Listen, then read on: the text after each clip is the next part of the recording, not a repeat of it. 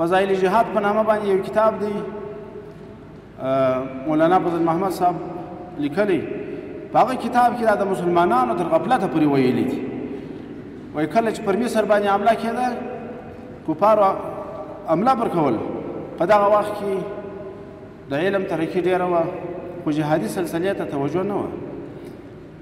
نو بیا ملایان سره راټول شو چې راسي د دښمن مخه نو په بل رقم نه نیول کېږي. ختم بخاري به وګو، دوی په ختم بخاري باندې مصروف و مصر یې ځینې ونیوی. په سمرقند و بخارا کې بیا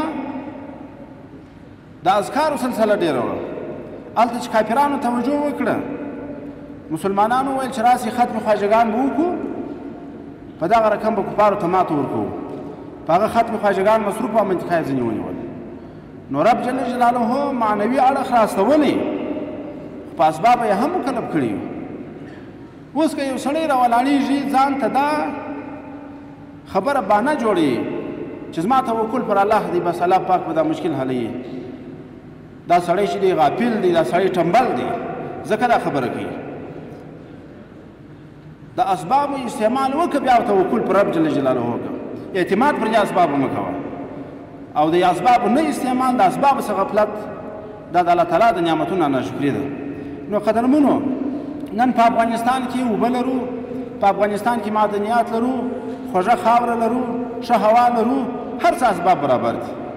که موږ دغسې لاس تر ځینې ورته ناست یو، بیا به داسې وي چې د رب جل جلاله د راکړل سوو نعمتونو به موږ غفلت کړي، اسباب به مو نه استعمال کړي، الله تعالی به راڅه ناراض وي.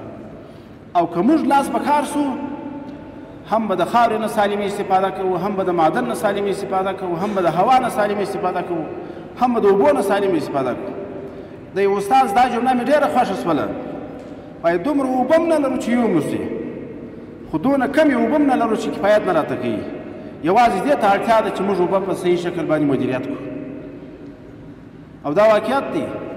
د افغانستان په ډېرو طرفو کې ګرځېدلي یو، داسې حالات مو هم لیدلی دي چې د همسایګانو سره هم مرز یو، د مرز دې خوا ته چې کومې اوبه د همسایګانو خوا ته ورروان دي، د مرز دې خوا ته نه درخته شته، نه سنګیار شته، وچ غرونه دي. خو چې سترګې داسې ورواړی په سترګو معلومات کېږي، یو جنت وطن معلومېږي هغه خوا ته.